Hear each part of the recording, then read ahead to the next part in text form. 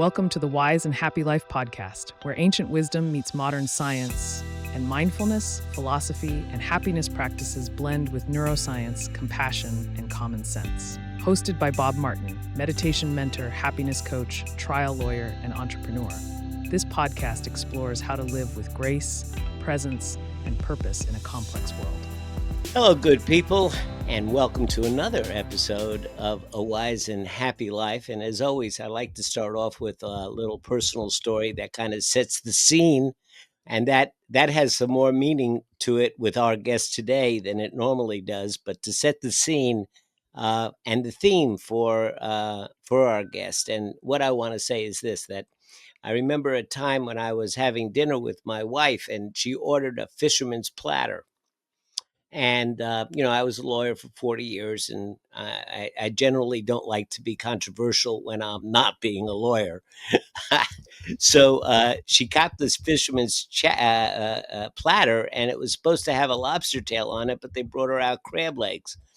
And she said, I wanted a lobster tail. I didn't want crab legs. Get the waiter and tell him to change it. And I said, I don't want to, I don't want to make a big deal out of it. And she says, no, I really want the lobster tail. Really, go say something. You can. They probably don't have one, and that's why the crab legs just as good. Put butter on them. You'll never know the difference. And no, she kept pushing. So then she finally said, put on your lawyer's hat. And the moment she did that, it was like I changed and shifted into a different mindset where I could get up and I could go talk to the lawyer, because now I was being Bob the lawyer. I wasn't being Bob the diner. And I tell you this because Jamie Naegele is our guest today, and he was coming out of college, not knowing where he was going to go and what he was going to do, and got a great engineering job, was making boodles of money, but he wasn't happy, and he decided he was going to go find out how to be happy. And then he found acting. And I think that acting is one of those paths that helps us to understand that we can pull different parts of ourselves to align with situations, to be flexible about who we are while still really being who we are authentically. So, Jamie, with that little bit of introduction, am I kind of right on with that, or am I totally off the wheel? No, you're definitely spot on. The thing with acting is you have to be able to understand who you are as a person to bring that authentic. Otherwise, it shows up as what we in actors call acting. If anyone tells you you're acting while you're on set, that's a negative because you're Uh-huh. not supposed to know. You're right. You're supposed to be playing as if it's real. And so understanding that there's both light and dark in all of us and accepting that and coming to terms with that and using that in a way that's playful and constructive and beneficial instead of using it that can be destructive or terrible for others and for yourself.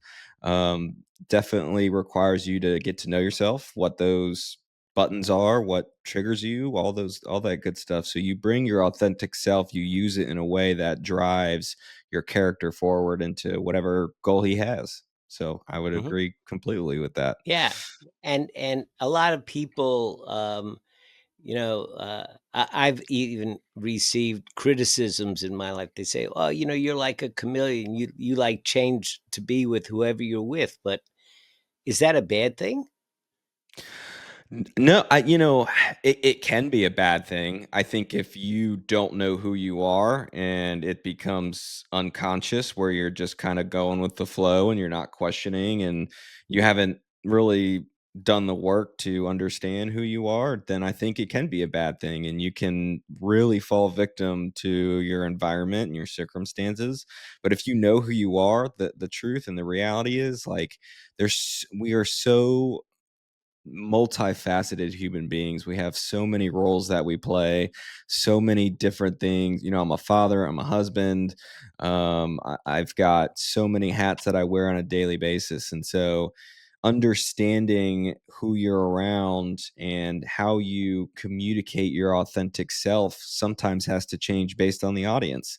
You Hmm. wouldn't, if you want to really communicate who you are to someone, but you're not flexible enough to change the delivery of that. If how you naturally speak is lawyer talk, and you try and go talk to a bunch of construction workers and you're trying to communicate with them with something, they're going to just see you as this fast talking, slippery kind of guy. But you've got to speak their language. So understanding who you are in a way that dictates what the situation needs and calls for, that's a positive. So Hmm. it really depends on if you know yourself well enough. And I think what you're saying is that you also have to have developed a certain amount of empathy, compassion, a sense of what's going on over there and what is the listening that you're talking into. Um, because I remember one time my wife had given me some instructions, and I had to say to her finally, honey, what's more important to you? Is it more important that I understand what you're trying to tell me, or that you get to say what you want to say the way you want to say it? And of course, she said, well, no, it's more important to me that you understand what I'm trying to tell her. And I said, well, you're just going to have to change the way you're telling me because I'm not getting it. Right. Yeah. But Yeah, I you, mean that. yeah, go ahead. No, Go I ahead. was just gonna completely agree with you because, that's the thing. Like, we're so focused on how we're trying to say our message, we don't focus on, is it the best way for it to be received? And so, like you said, the compassion, the empathy, understanding who you're talking to, and adjusting your language, maybe using a lower grade reading level type language is beneficial for some people. Some people need the high vocabulary. It just depends. And so having that flexibility is important, and having the, like you said, the compassion and the awareness of who you're surrounded by in order to adjust to that. Hmm. So it calls on us to really have a deep understanding, of who we are, and also to have some reflection, about what works and what doesn't work and the like. Now, you've gone through an awful lot of training and learning in that area. And if I remember right, you came out of all of it with the understanding that there's actually just a few simple rules, right? Yeah, there's a few areas of our lives that we want to get right.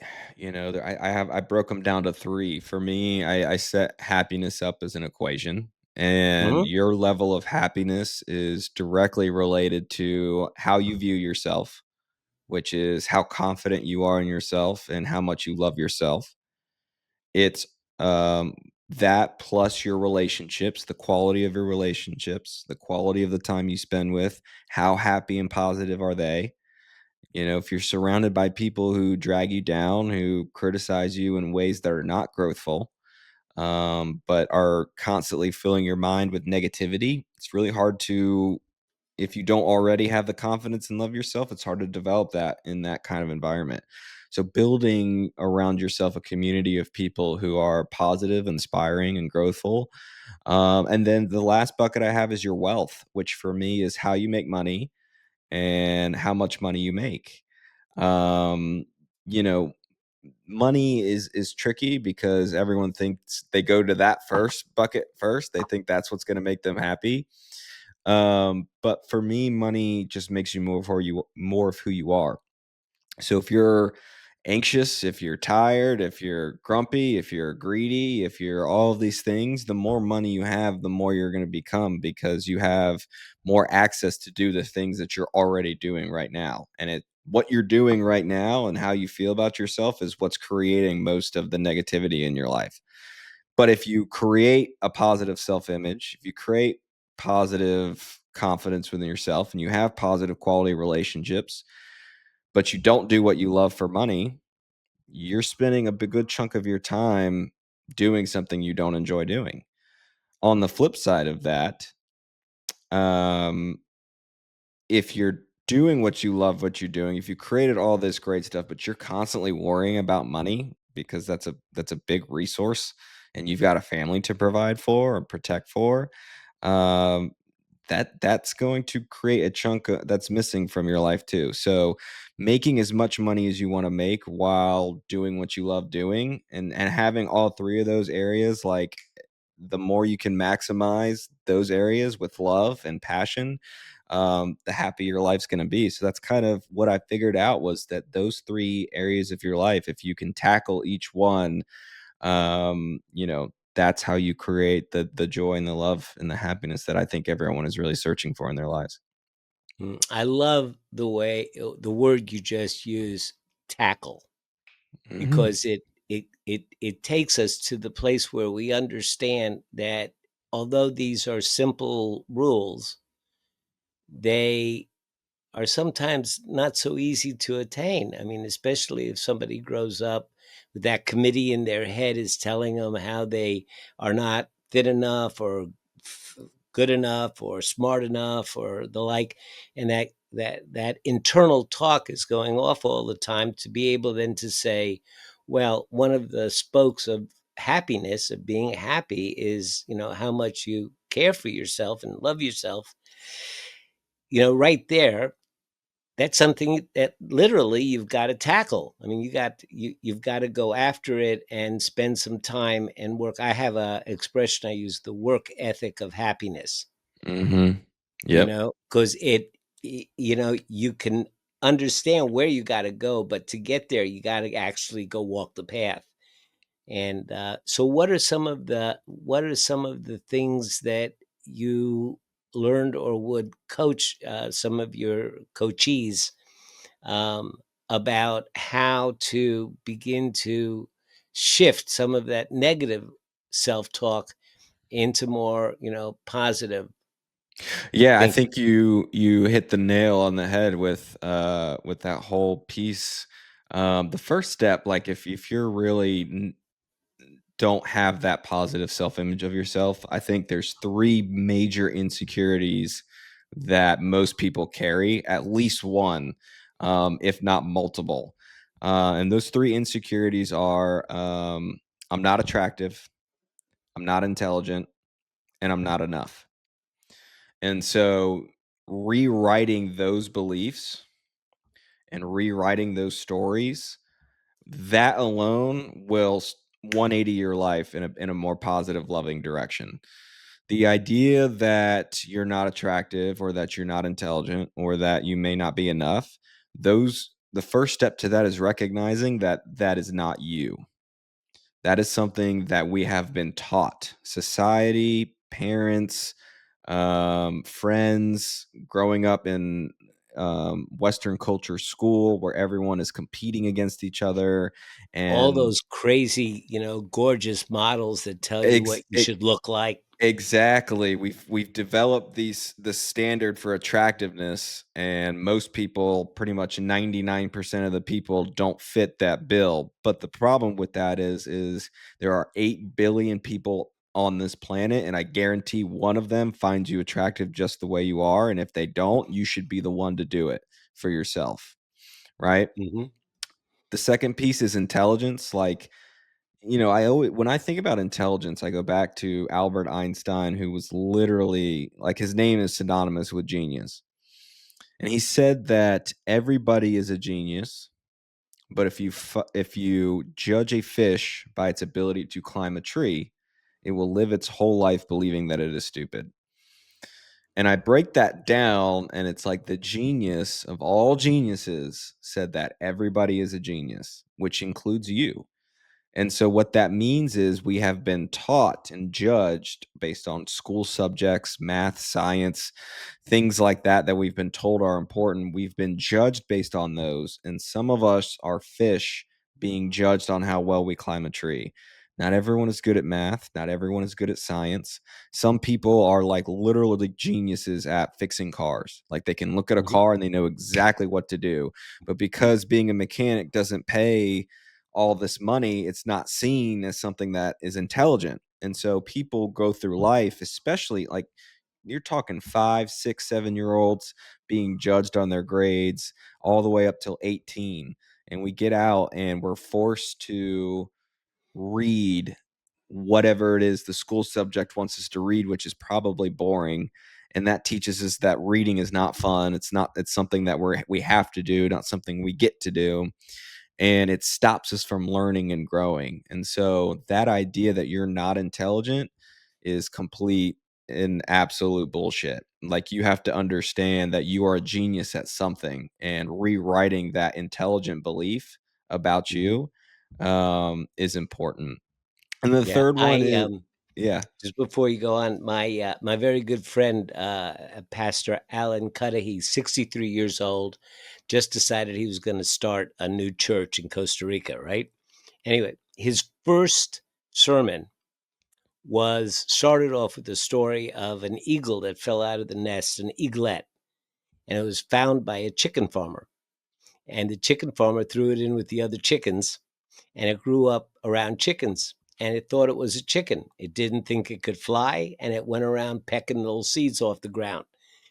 And then the rest of the story goes on to a zoologist who went through the effort of teaching the eagle that it was an eagle. But this is, I think, what you're saying when we say that, we're not enough. We grow up as chickens, but we don't realize that we're eagles.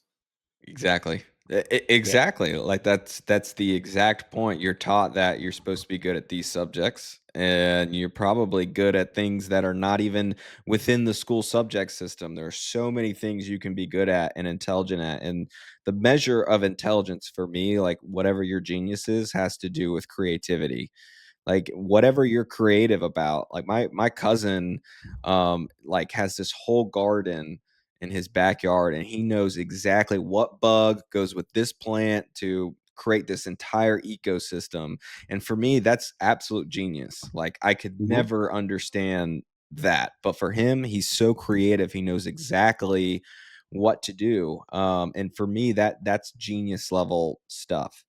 Hmm. And so it just it's in so many different things, and whatever you're interested in usually kind of tells you what it should be. The problem is we don't most people don't see that as intelligent, and so you have to rewrite that for yourself. And then Yeah, the yeah. last one is being enough. I think everyone struggles with this, some more than others, but this idea that we have to be something in order to have love or to be lovable, or um, that one's tough, because the idea is you're already enough as you are. You're just never going to see that until you start to believe that, because your mind is a beautiful filter system. It will filter out everything you believe about the world. So the less you believe positive things about you, the less you're going to see that. But when you start Hmm. to rewrite those beliefs, now you're going to start to see yourself in a different light. And that's your self image. The more you are able to see yourself as the powerful, loving, intelligent being that you are, the happier you're going to be. And the flip side of all this is, because these three things are so ingrained in our culture, we usually have one that we latch onto.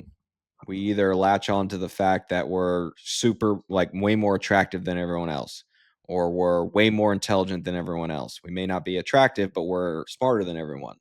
Or maybe we're not that smart, and maybe we're not that attractive, but we've accomplished this, that, and the other. So I have more status than you. And that would be more about being enough.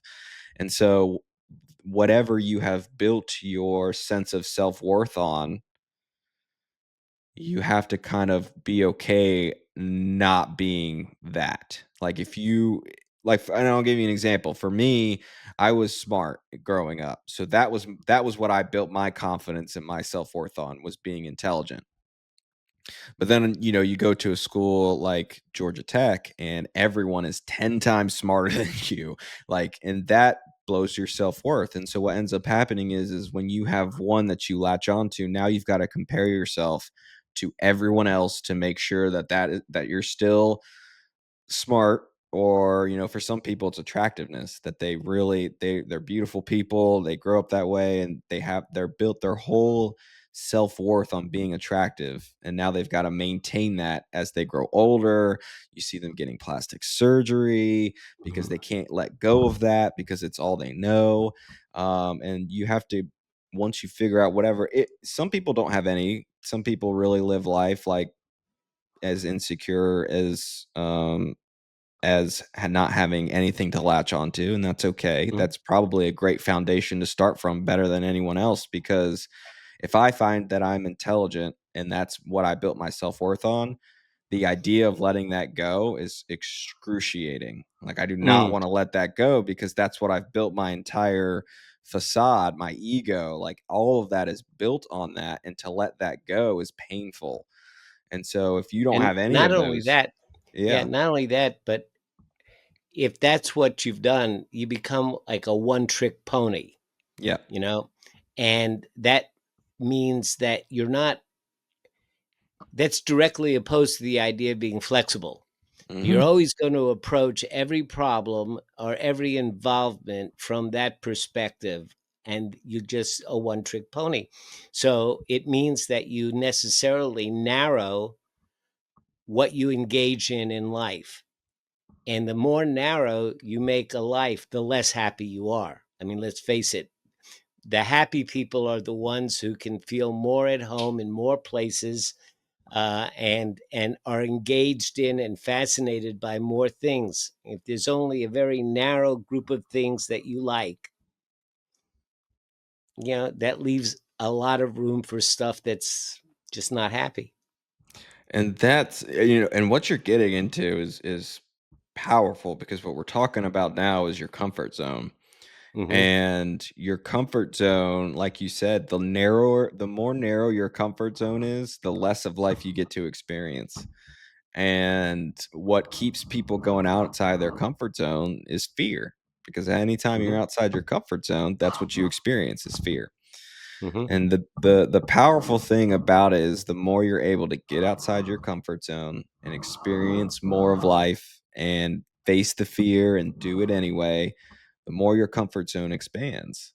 And for me, like when I first started out on this journey before I left my engineering job, I was terrified of everything. I mean, I got to the point where like grocery shopping made me so uncomfortable being around people, and I felt anxiety from that. And so my only two comfort places were at home and at work, and I really couldn't do anything outside of that. And so eventually when I did leave, all I had was home, no social interaction.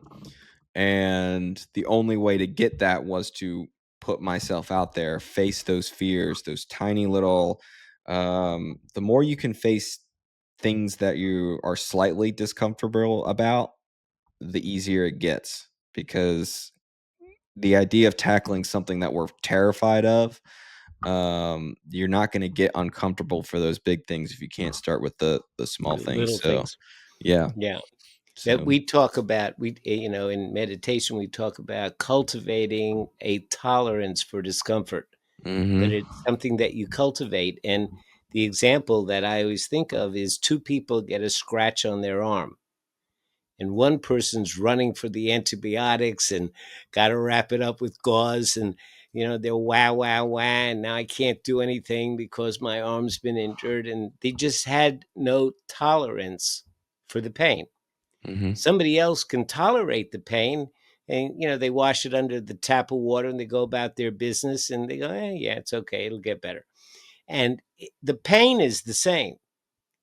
It's just their capacity for being able to handle it.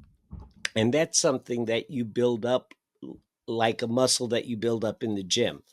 You start with 2-pound weights, and then you go to 5-pound weights and the like. And it's a real important function. But let me just shift for a second, because there's so much you're saying, and I have to say that the wisdom that you are speaking is old soul wisdom. It really is. But I hope I'm not revealing anything, but we talked about this, so I know I have permission. You're 32 years old, Yes. right? Yes, I am. You're Yeah. 32 years old. I'm 75 years old, and we're speaking the same language. And I'm just like so in awe of that. But I want to chat with you a little bit about, because I think it's something that everybody's interested in, this generational thing. Because now you and I are from different generations, but we see the world very much in the same way. But you talk about millenniums and Gen Zers and the like, and how people in my generation look at people in your generation and they say, there's something different, and maybe that's always been true. I remember reading once a whole diatribe about the current generation and how lazy they are and how they don't care about anything. And then I saw that the author was Socrates.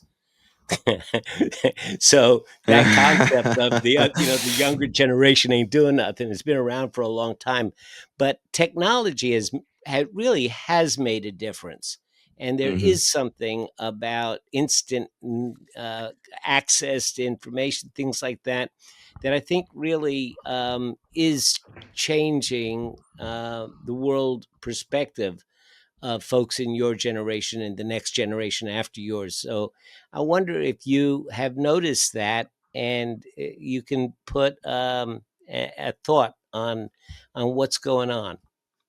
Yeah, you know, my generation, millennials, were like right in the middle of the smartphone revolution, the internet revolution. I remember being 5 years old and still having to take those VHSs and wind them back, and now I have everything at my disposal on my phone. So that's a unique we have a unique perspective where we kind of bridge pre-internet and post-internet. Um, and so the biggest thing that I see with my generation and younger is the lack of dopamine discipline. And so what I mean by that is technology is a beautiful source when you're able to use it, but when it's using you, it's very draining. And you hear this all the time, like it's so important to use your technology in a wise way, limit your screen time. Like we're told this all the time, but people don't understand the importance of why that's so important. And so it's this little drug. I call it a super drug. It's your dopamine. Your dopamine is in charge of your motivation, your reward system, and the way to get things done, hard things that what you talked about are uncomfortable, and you build up that tolerance for discomfort. You do that through utilizing this natural super drug of dopamine. And the longer between setting a goal and achieving the goal, the better your reward system and your dopamine system you're able to utilize. And you're able to attack harder and harder things and create the things that you want in life: a good body, the wealth that you want, the business that you want, the life that you want is built through patience and effort.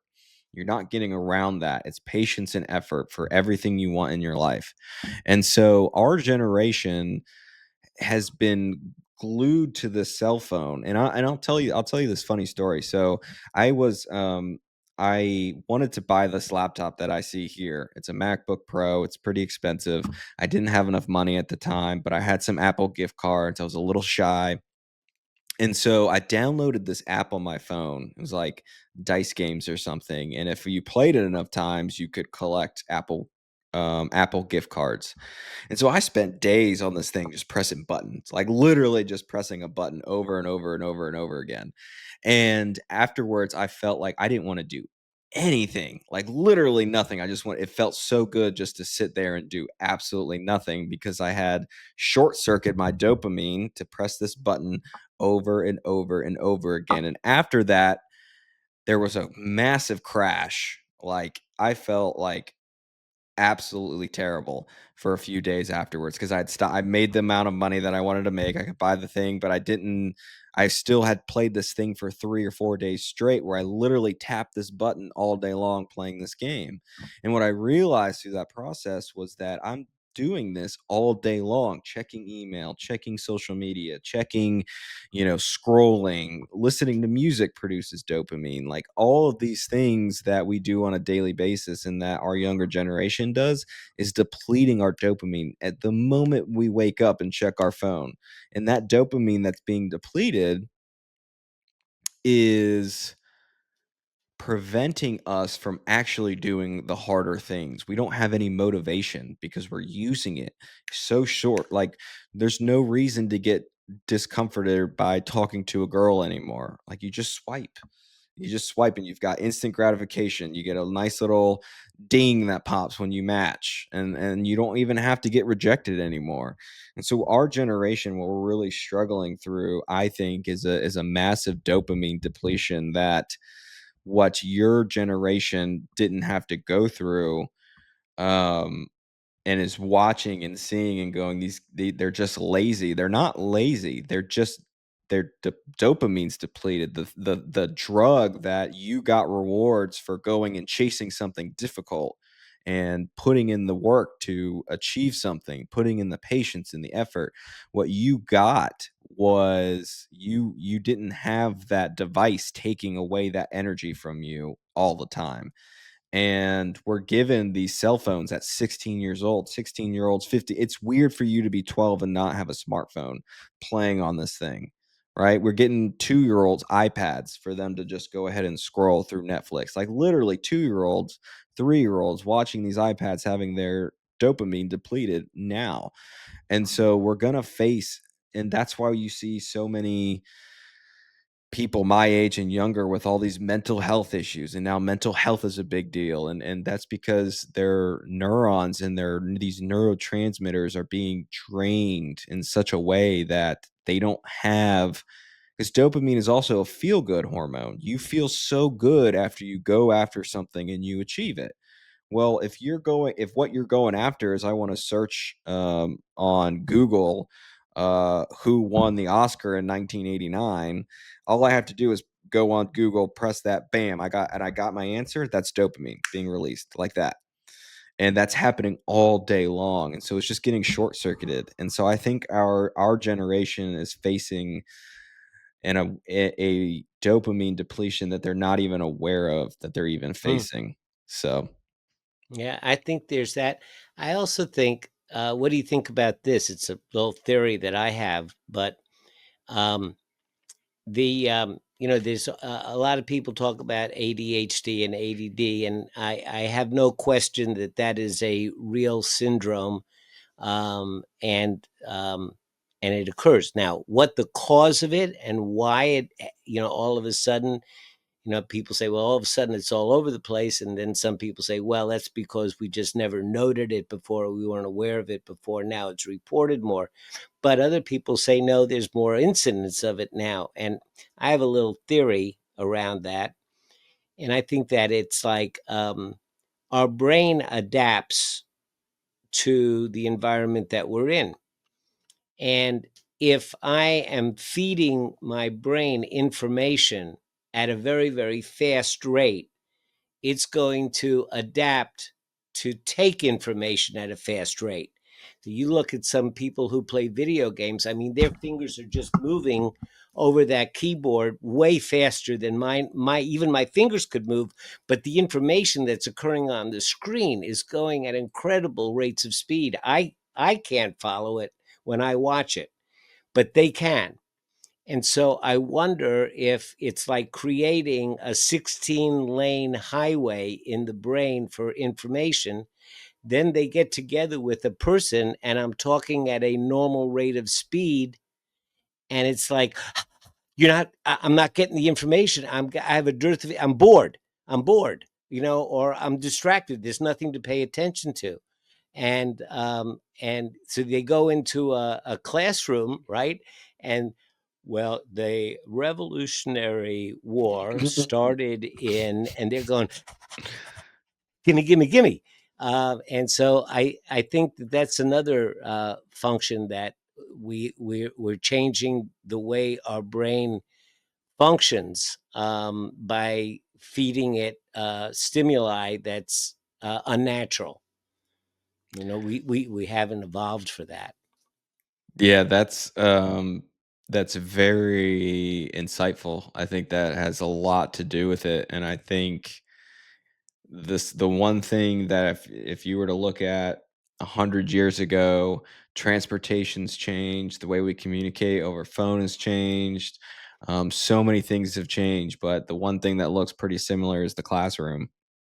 And Hmm. so, this idea that these kids are just not able to pay attention and sit still. It's we're inundated with the ability not to be bored all day long. You just pull out your Hmm. phone and you don't have to sit on a park bench anymore waiting for the bus and just take in all the information. You just whip out your phone and you're somewhere else immediately. And so I think that plays a big part of it. I Big mean, part of it. it's we're just so discomfort and uncomfortable now with being bored. It's just not even it's being bored is not something we have to endure anymore. And out of boredom comes extreme creativity sometimes, and the ability Hmm. just to not have so much information. Like that's how you can download like answers to problems that you don't even know you have just by sitting with yourself and listening and meditating, like you said. And Hmm. you get so much insight just from clearing all of the noise that most people can't even get to that point because they can't sit with themselves and be bored for more than 10 seconds. So I Yeah, think that has a lot yeah. to do with it. But you have found a way. You've married a woman you love dearly. You have 4 kids in a Yes. blended family. Yes. And one of the things that I love to say when people ask me, how I want to be introduced or write a bio, I always place, and I'm 75 years old and a happy man, but you're 32 years old and you're a happy man. And this is what is one of your greatest prides, yes? Oh yeah. Yeah. Yeah. Yeah. I think once you've experienced happiness, like when life changes and you go through stuff, you do whatever it takes to get back to that, because Hmm. some people are so miserable that they don't even know that they're miserable. They haven't experienced anything outside of the negativity that they've gone through their entire lives. And so to not have that feeling of love and joy and happiness in your life, like you don't even know what you're missing. Hmm. We can talk about the things to get to it, but if you don't even know what that looks like, you're probably not going to take the steps to go even chase something that you don't even know exists. Yeah, And it's true. so, You you know, don't even know that you don't know it. And yeah. so there's no way to have access to it because you don't know that it's possible. Or you think that it's possible, but it's not possible for me. But even that's okay, because even if there's that kind of thinking, there's there's some place where you can go. And folks, I want to tell you, get in touch with Jamie. His website, tell us where your website is. Yeah, so it's www.identity-mastery.com/ who are you, one word.